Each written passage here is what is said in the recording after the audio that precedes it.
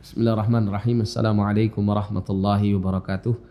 Alhamdulillahi rabbil alamin. Wassalatu wassalamu ala asyrafil anbiya'i wal mursalin nabiyina Muhammadin wa ala alihi wa sahbihi ajma'in, amma ba'd. Ma'asyiral muslimin wal muslimat rahimani wa rahimakumullah. Kali ini kita berada pada pertemuan yang ke-25. Kita masuk pada bab yang ke-35 dalam kitab Tauhid karya Syekh Muhammad bin Abdul Wahhab At-Tamimi rahimahullahu ta'ala.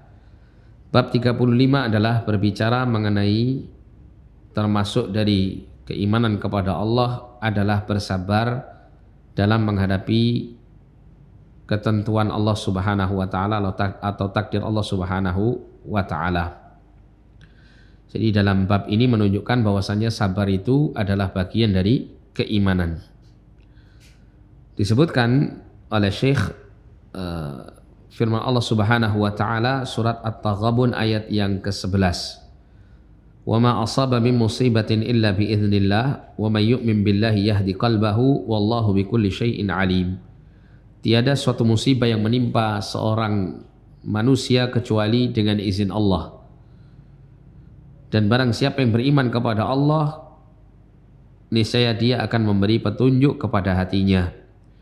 Dan Allah bikulli syai'in alim, maha mengetahui atas segala sesuatu.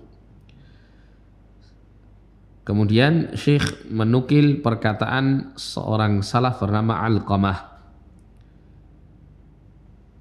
Alqamah menerangkan atau menafsirkan tentang kaitannya dengan firman Allah, wa may yu'min billahi yahdi qalbah. Barang siapa yang beriman kepada Allah, maka niscaya Allah akan memberikan petunjuk kepada hatinya.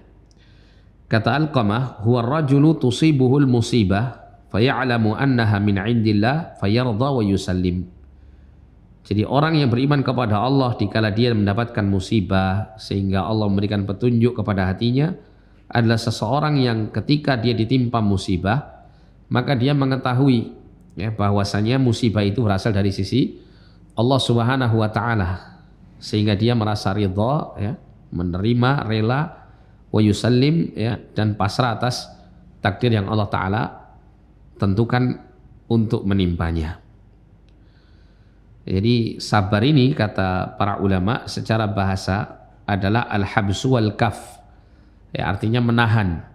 Sedangkan secara syariat Syekh Shalih Al-Fauzan menerangkan sabar terhadap musibah itu adalah habsun nafsi 'anil jaza'i. Ya, menahan diri dari berkeluh kesah, dari merasa putus asa. Wal lisan 'anit tasyakki was sakhat, dan menahan lisan untuk tidak mengeluh dan marah murka terhadap ketentuan Allah Subhanahu wa taala tersebut. Wal jawarihi an latmil khududi wa syaqqil juyub, dan menahan anggota badan dari menampar pipi dan merobek-robek pakaian. Atau ya berusaha untuk menahan anggota badan dari melakukan hal-hal yang dilarang untuk mengekspresikan rasa sedihnya kepada suatu musibah yang menimpanya atau karena sebab musibah yang menimpa dirinya. Jadi dalam ayat tadi Allah menyebutkan barang siapa yang beriman kepada Allah maka Allah memberikan petunjuk kepada hatinya. Maknanya siapa yang meyakini bahwasanya musibah itu adalah terjadi karena qadha dan qadar Allah Subhanahu wa taala sehingga dia ya mengucapkan istirja inna lillah wa inna ilaihi raji'un, ya, dia sadari bahwasanya dirinya adalah milik Allah dan akan kembali kepada Allah sehingga kemudian dia bersabar, ya, maka Allah akan memberikan petunjuk kepada hatinya tersebut. Kemudian selanjutnya disebutkan dalam riwayat Muslim dari sahabat Abu Hurairah radhiyallahu an bahwasanya Rasulullah sallallahu alaihi wasallam bersabda, ithnani fin nasi huma bihim kufrun at-ta'nu fin nasab wan niyahatu 'alal mayyit. Ada dua perkara yang masih ada di tengah-tengah manusia. Yang keduanya adalah kekufuran. Maksudnya kekufuran di sini adalah kufur perbuatan, kufur amali ya, perbuatan-perbuatan orang-orang kafir yang belum tentu kemudian orang yang mengerjakannya bisa serta-merta keluar dari agama. Namun ini dikatakan kufur karena ini perbuatan orang-orang kafir sejak zaman dahulu. Kata Nabi, yang pertama adalah at-ta'nu fin nasab, yaitu mencela nasab, ya, mencela silsilah ya, keluarga. Kemudian yang kedua adalah wan niyahatu 'alal mayyit, dan meratapi mayit. Ya. Jadi meratapi mayit, mengatakan kebaikan-kebaikannya dalam rangka untuk dalam rangka untuk tidak terima dengan musibah kematian orang yang dicintainya tersebut. Ya, meratap-ratap kepada orang yang mati ini termasuk bagian dari adat jahiliyah.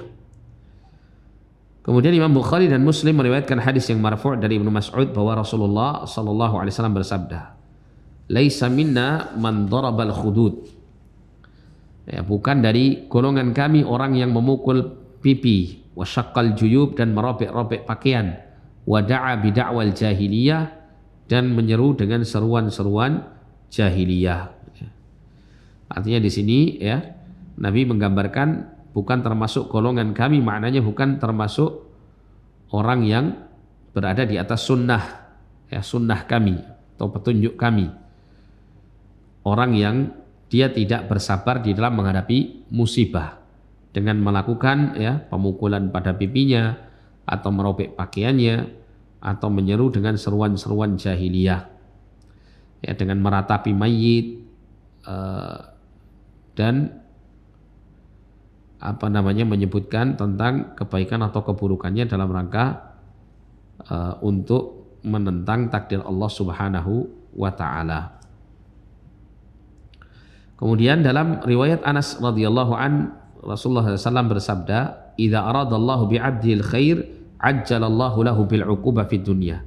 Apabila Allah menginginkan kebaikan kepada hambanya, maka Allah menyegerakan baginya siksaan atau hukuman di dunia. Ya, karena dengan demikian ya seorang hamba itu tidak akan merasakan siksaan yang berat nanti di akhirat. Dengan Allah mengawalkan siksaannya di dunia ini dengan siksaan yang lebih ringan. Wa idza arada bi 'abdihi syarra amsaka 'anhu bi dzanbihi hatta yuwafiya bihi yaumal qiyamah. Dan apabila Allah menginginkan kepada hambanya itu keburukan, maka Allah akan menahan untuk hambanya tersebut azab dari dosanya. Ya, sampai nanti pada hari kiamat Allah ya memenuhi balasannya kepada dirinya. Ya, jadi siapa yang dicintai oleh Allah, diinginkan oleh Allah kebaikan, maka dosa-dosanya itu digugurkan oleh Allah. Salah satunya dengan cara Allah menyegerakan ya pembalasan dosa-dosa itu dengan penyakit, dengan musibah, dengan sesuatu yang tidak menyenangkan di dunia ini. Ya, namun apabila Allah tidak menginginkan kebaikan bagi seorang hamba, maka Allah akan menunda hukuman itu sehingga dia merasa nyaman, tentram di dunia dengan banyak maksiat, namun pada akhirnya di akhirat dia akan diazab dengan azab yang berat. Kemudian terakhir di sini disebutkan oleh Syekh, Nabi SAW bersabda, "Inna 'idhamal jazaa'i ma'idhamil bala." Sesungguhnya besarnya pahala, besarnya balasan ya, itu bersamaan dengan besarnya bala, besarnya ujian. Jadi semakin besar ujian, maka semakin besar pahala yang diberikan oleh Allah bagi orang yang bersabar dalam menghadapi ujian itu. Wa inna Allah ta'ala idza ahabba qauman ibtalahum. Dan sesungguhnya Allah Ta'ala apabila mencintai suatu kaum, maka Allah akan menguji mereka ya, dengan menimpakan bala, penyakit, musibah dan semacamnya. Faman radhiya falahur ridha. Siapa yang ridha dengan ujian tersebut ya, dengan Allah Subhanahu wa taala melalui ujian tersebut, falahur ridha, maka dia mendapatkan keridhaan Allah.